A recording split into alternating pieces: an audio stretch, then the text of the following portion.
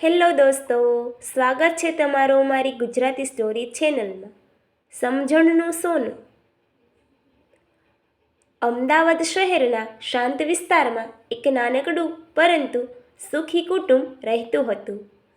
આ પરિવારમાં હતા મીનાબેન, તેમનો દીકરો રાહુલ અને નવી વહુ કાવ્યા. મીનાબેન ખૂબ સંસ્કારી, નિયમિત અને પરંપરાગત વિચારસરણી ધરાવતી સ્ત્રી હતી. વર્ષો સુધી તેમણે પોતાના ઘરને સંભાળ્યું હતું.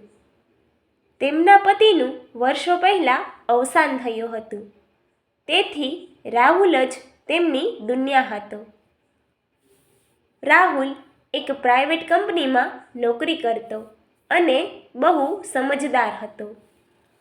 કાવ્યા, જે લગ્ન કરીને આ ઘરમાં આવી, તે શિક્ષિત, આધુનિક અને ખુશમિજાજ સ્વભાવની હતી. લગ્નના પ્રથમ થોડા દિવસો બધું સરસ ચાલ્યું. ઘરમાં હાસ્ય, આનંદ અને નવી ખુશ્બુ ચવાઈ ગઈ.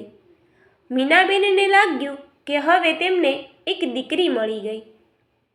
પરંતુ સમય જતાં નાના નાના મતભેદો શરૂ થયા. એક સવારે કાવ્યાએ રસોડામાં નવી વાનગી બનાવવાનો પ્રયાસ કર્યો.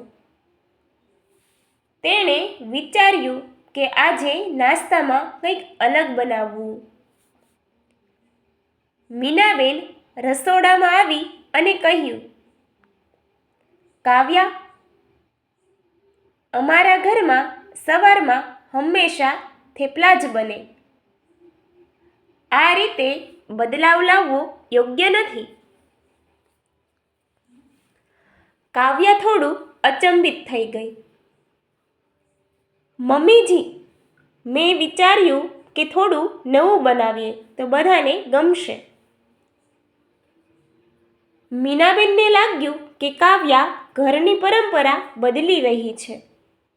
કાવ્યાને લાગ્યું કે તેની મહેનતથી કદર થઈ નથી. એ દિવસથી બંને વચ્ચે થોડી દૂરી આવી ગઈ. સમય પસાર થતો ગયો. નાની નાની બાબતોમાં ટકરાવ વધતો ગયો. કાવ્યા ક્યારેક મીનાબેનના બોલાવાથી દુઃખી થઈ જતી. મીનાબેનને લાગતું કે વહુ હવે પહેલાંની જેવી નથી રહી.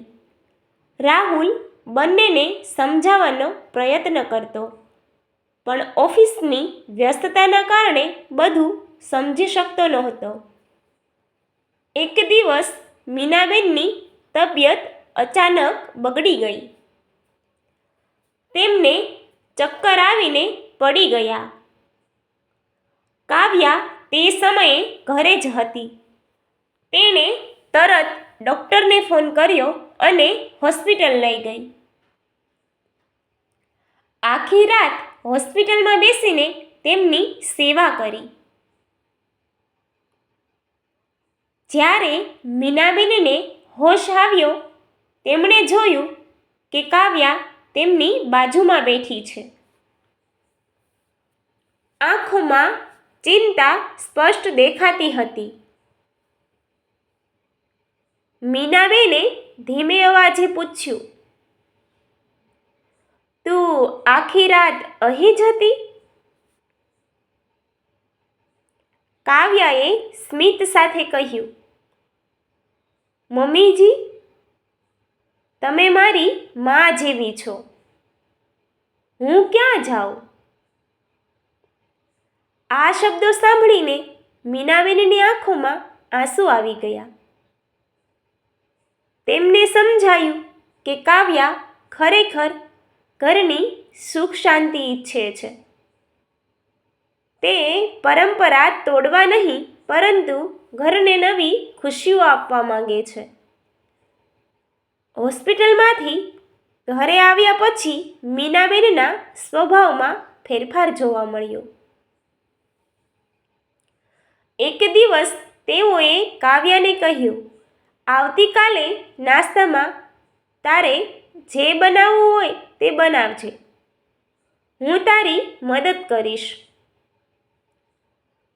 કાવ્યા ખુશ થઈ ગઈ. ખરેખર મમ્મીજી?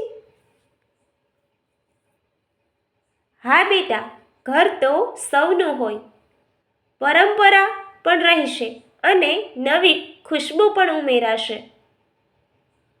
આ રીતે બંનેએ એકબીજાને સમજવાનો પ્રયત્ન કર્યો. હવે રસોડું માત્ર કામ કરવાની જગ્યા નહોતું, પરંતુ વાતો અને હાસ્યનું કેન્દ્ર બની ગયું. મીનાબેન કાવ્યાને જૂના સમયની વાતો કરતી. કાવ્યા તેમને મોબાઈલ અને નવી ટેકનોલોજી શીખવતી. એક દિવસ મીનાબેને પોતાની સાથી બહેનો સામે ગર્વથી કહ્યું, મારી વહુ દીકરી જેવી છે. કાવ્યાએ પણ પોતાની સખીઓને કહ્યું, મને સાસ નહીં બીજી માં મળી છે. રાહુલ આ બદલાવ જોઈને ખૂબ ખુશ થયો. હવે ઘર ખરેખર ઘર જેવું લાગતું હતું. સમય જતાં આ સાસ વહુનો સંબંધ એક ઉદાહરણ બની ગયો. તેમણે સમજ્યું કે સંબંધોમાં જીત હાર નથી હોતી, ફક્ત સમજણ, સન્માન અને પ્રેમ જરૂરી હોય છે.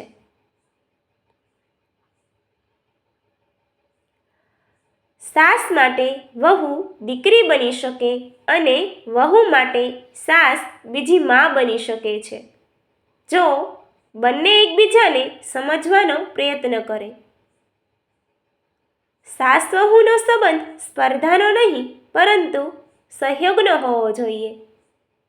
જ્યાં સમજણ હોય ત્યાં ઘર સ્વર્ગ બની જાય.